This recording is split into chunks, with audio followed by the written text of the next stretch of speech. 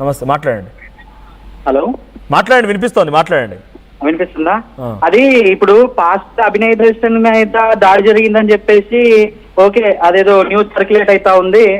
అదేదో 2 లీటర్ల వరకు రక్తస్రావం కూడా అయినట్టు మన వీడియోలలో చూస్తా ఉన్నాం. అయితే హాస్పిటల్కి వెళ్ళిన తర్వాత ఆయన ఒంటి మీద ఉన్న గాయాల్ని చూస్తే లీటర్ రక్తం పోయేంత సీన్ లేదనిపిస్తా ఉంది. ఎందుకంటే ఇంకొక విషయం ఏంటంటే, నేను పేజ్ చెప్తా, ఒక్క నిమిషం. వీళ్ళు ఏదో మాట్లాడుతూ ఉన్నారు, ఏదో హిందువులు అంటే మేము మాట్లాడకపోతాం కానీ దీనిలో హిందువుల్ని టార్గెట్ చేసి మతోన్మాదుల వల్ల ఇలా అయింది అని చెప్పేసి మాట్లాడుతూ ఉన్నారు. జాన్ సురేష్ అనే ఒక ఇన్స్టాగ్రామ్ పేజీలో వాళ్ళు అప్లోడ్ చేసినప్పుడు ఆ లెఫ్ట్ హ్యాండ్ కి పట్టి లేదు. మీరు ఆర్టీవీ ప్రతినిధి ఒకరు ఆయన దగ్గరికి వెళ్ళి బైక్ తీసుకోవడానికి వెళ్ళినప్పుడు ఆ లెఫ్ట్ హ్యాండ్ కి పట్టి వచ్చింది. అది ఎలా వచ్చింది? ఓకే, అంటే వేరే ఒక పాస్టర్ చేసిన వీడియోలో లెఫ్ట్ హ్యాండ్ కి పట్టి లేదు, ఇప్పుడు మేము మా ప్రతినిధి వెళ్ళినటువంటి వీడియోలో లెఫ్ట్ హ్యాండ్ కి పట్టి ఉంది.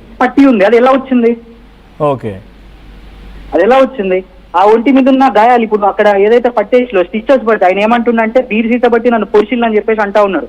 వీపులో అక్కడ ఇక్కడ పొడిచిన మరి ఆ గాయాలు ఇవి.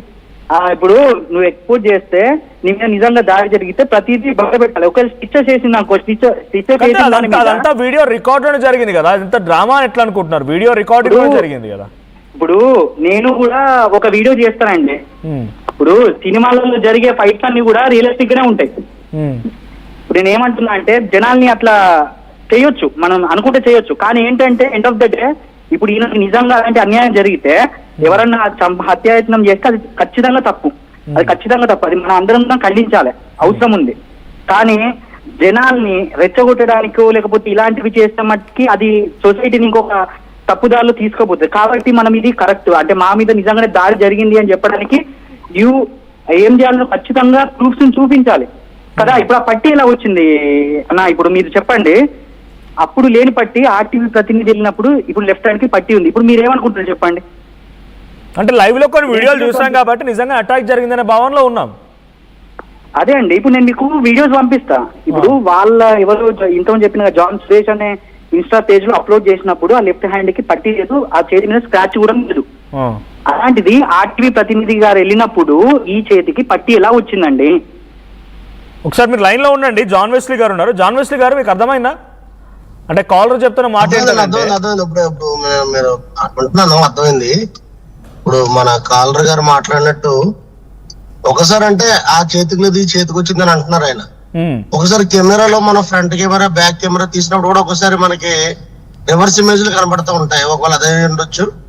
ఏదైనప్పటికీ ఆ దాడి జరిగిందా లేదనేది మనం ముందు ప్రాథమికంగా మనం తీసుకోవాలి. ఇందాక నీలరాజు గారు మాట్లాడుతూ చాలా విషయాలను మాట్లాడుతూ వచ్చారు. ఒక్కసారి కాలర్ ఉన్నారు, కాలర్తో మాట్లాడదాం మళ్ళీ. పూర్ణచంద్ర గారు, సో జాన్ వెస్లీ గారని మాట్లాడుతున్నారు. Camera front and back camera కూడా డిఫరెన్స్ ఉంటుంది, అది కొంత తేడా ఉంటుంది, అందుకు కూడా అయితే అయి ఉండొచ్చు అని అంటున్నారు. ఏ చేతికి కూడా పట్టి లేదు. ఇది నేను వీడియోస్ పంపిస్తాను మీకు. మీరు ఇది కాల్ కట్ అయిన తర్వాత మీరు నాకు నెంబర్ పెడితే నేను మీ వాట్సాప్ కి నేను వీడియోస్ పంపిస్తాను. ఏ చేతికి పట్టి లేదు. సో ఇప్పుడు జరిగిన అటాక్ గతంలోనే గుర్తించారు ఆయన ఒక వీడియో కూడా పెట్టారని తన ఛానల్లో. పాదయాత్ర సమయంలో నాపై అటాక్ జరగబోతోంది, నా ప్రాణానికి హాని ఉందంటూ కూడా ఆయన ఒక మాట మాట్లాడుకొచ్చారు. సో ఇప్పుడు అటాక్ దానికి సంబంధించిన అటాక్ అనుకోవాలా? అంటే ఇది మతాలకు సంబంధించిన అటాక్ కాదని స్వయంగా అభినయ దర్శన్ అంటున్నారు. మతాల పరంగా జరిగింది కాదు, నన్ను రాజకీయంగా ఎదుర్కోలేక కొంతమంది రాజకీయ నాయకులు చేసిన అటాక్ అంటున్నారు ఆయన. మరి ఆయనే వీళ్ళందరికీ చెప్పాల్సిన అవసరం ఉంది. ఎవరైతే ఇప్పుడు మేం పేజెస్ పెడతా ఉన్నారో, ఎవరైతే క్రైస్తవ్యంలో ఉన్న వాళ్ళందరూ కూడా మతోన్మాదుల చర్యలుగా మేము భావిస్తా ఉన్నాం, మతోన్మాదులు దాడి చేసిళ్ళు, మతోన్మాదులు చేసిళ్ళు అని చెప్తా ఉన్నారో వాళ్ళకి ఈయన క్లియర్ గా చెప్పాలి ఇది మతోన్మాదులది కాదు. అసలు పాయింట్ అది కాదండి. నేను చెప్పేది ఏంటంటే, ఇప్పుడు నా వరకు నేను చెప్పేది ఒకటి, ఇది చాలా పెద్ద విషయం, చిన్న విషయం కాదు. ఆయనకి ఎన్ని స్టిచెస్ పడ్డాయి, ఎక్కడెక్కడ పొడిచిళ్ళు, ఇవన్నీ కూడా పబ్లిక్ కి చూపించాల్సిన అవసరం ఉంది. ఒకవేళ నిజంగా అది చేసిన వాళ్ళు ఎవరైనా, వాళ్ళు ఎంత పెద్దలైనా, వాళ్ళ రాజకీయానికి సంబంధం ఉన్న వాళ్ళైనా లేకపోతే హిందుత్వానికి సంబంధించిన వాళ్ళైనా ఎవరైనా కానీ ఒకవేళ ఇలా హత్యాయత్నం చేస్తే తప్పు, దాన్ని అందరం కూడా ఖండించవచ్చు. కాకపోతే ఏంటంటే నువ్వు ఒక వీడియో రిలీజ్ చేసేసి ఆ ఎంటెవరో పడ్డట్టు ఆ కారు కూడా ఈయన డ్రైవింగ్ సీటు, ఇండియాలో డ్రైవింగ్ సీట్ ఎటుంటది అంటే రైట్ ఉంటది, లెఫ్ట్ ఫారెన్ లో ఉంటది. ఇప్పుడు ఆ గుడ్డు పడ్డది ఎటు సైడ్, లెఫ్ట్ సైడ్ గుడ్డు పడ్డది, రైట్ సైడ్ డ్రైవింగ్ సీట్ లో ఇలా కూర్చుంటే రోడ్డు కనిపించదా? చెప్పండి. రోడ్డు కనిపిస్తుంది కదా, రోడ్డు కనిపిస్తుంది, అన్ని కనిపిస్తాయి. సరే కారు తుప్పలలో పోయింది, ఏదో అయిపోయింది, అది అంత క్లిప్ వాడి ఉంది. ఆ వీడియోస్ కూడా అంత క్లిప్ ఉన్నాయి అన్నమాట. అంటే ఏదో ఎడిటింగ్ చేసినట్టుగా. అప్పుడు ఆయన నిల్చుంటాడు, లేచి నిలబడి బానే ఉంటాడు. ఆ తర్వాత అది ఎవరన్నా అంగి బయట లాగితే పొగులు చినిగిపోతుంది, కానీ కత్తెర బట్టి కడిగేసినట్టు చినిగిపోద్దా అండి? మీకు ఇన్ని అనుమానాలు కలుగుతున్నాయా ఈ వీడియోలలో? అది ఉన్నది కదా. ఇప్పుడు నేను కాదు, ఆ వీడియో చూసి కామెంట్ చూడండి ఒకసారి. నేను అన్నం కాదు, ఇప్పుడు నేను కూడా ఒక వ్యూవర్నే, ఒక కామన్ మ్యాన్ ని. నేను కూడా కామెంట్లు నాది కాకుండా కామెంట్లు చూడండి, ఆ వీడియోస్ వచ్చిన కామెంట్స్ చూడండి అంతే. Right, thank you. నేను చెప్పేది థ్యాంక్ యూ పూర్ణచంద్ర గారు. సో ఆయన ఏమన్నారంటే, ఒకవేళ షర్ట్ చిరిగిపోయినా, ఎవరైనా నిజంగానే చింపేసినా, అది పోగులుగా లేకపోతే డిజార్డర్గా చినగాలి, కానీ కత్తెర బట్టి కట్ చేసినట్టు ఉంటుందా? ఇంత రక్తం ఉంటుందా? ఎక్కడ గాయాలైనా గాయాలు చూపించండి. ఇవన్నీ కూడా మళ్ళీ ఆడుతున్న డ్రామా అంటున్నారు. జాన్ వెస్లీ గారు ఆయన మాటలు విన్న తర్వాత మీకేమనిపించింది? అంటే ఇవన్నీ అనుమానాలు, ఒక సామాన్య వ్యక్తి కలుగుతున్న అనుమానాలు ఉండొచ్చు. ఇప్పుడు ఆల్రెడీ ఆయన హాస్పిటల్ ఉన్నారు కాబట్టి ఎవరైతే వైద్యం చేశారో ఖచ్చితంగా వాళ్ళు డాక్టర్స్ అనేవాళ్ళు, వాళ్ళు ఎవరైతే వైద్యం చేశారో రిపోర్ట్ ఇస్తారు కాబట్టి ఆ రిపోర్ట్ వచ్చే ద్వారా మనం ఆగొచ్చు.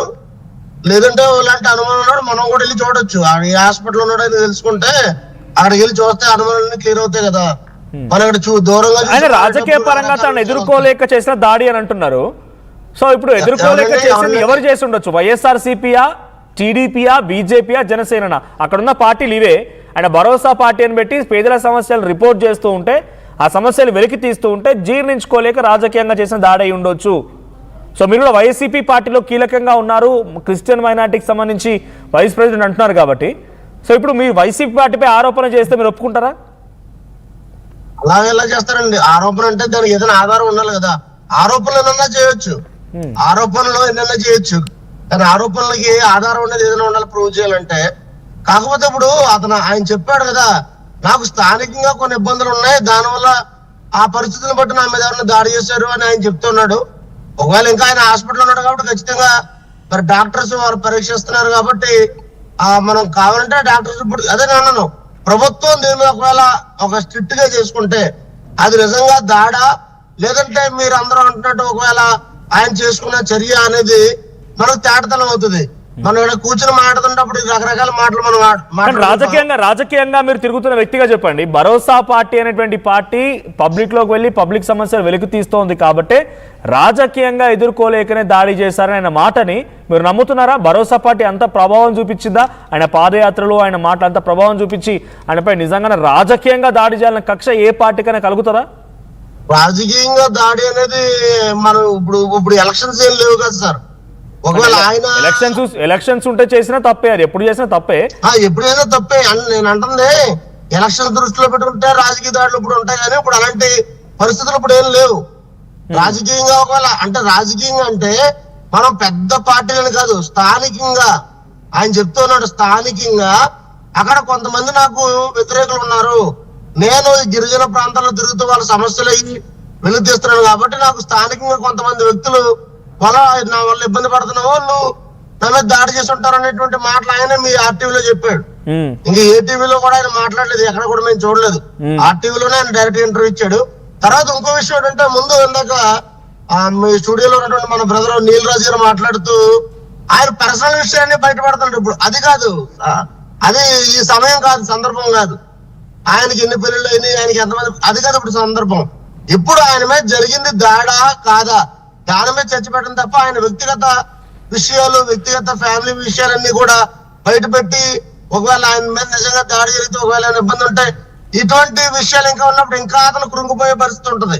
కాబట్టి ఆలయితగా కాకుండా ఈ దాడి ఎవరు చేశారు అనేది, ఒకవేళ దాడా కాదా అనేది కూడా తేల్చవలసిన బాధ్యత. నీల్ గారు, ఆయన వ్యక్తిగత విషయాల గురించి ఇప్పుడు సమయం కాదు. ఆయన దాడి జరిగిన విషయం, దాడి జరిగిందా లేదా అని ప్రస్తావించకుండా వ్యక్తిగత విషయాలు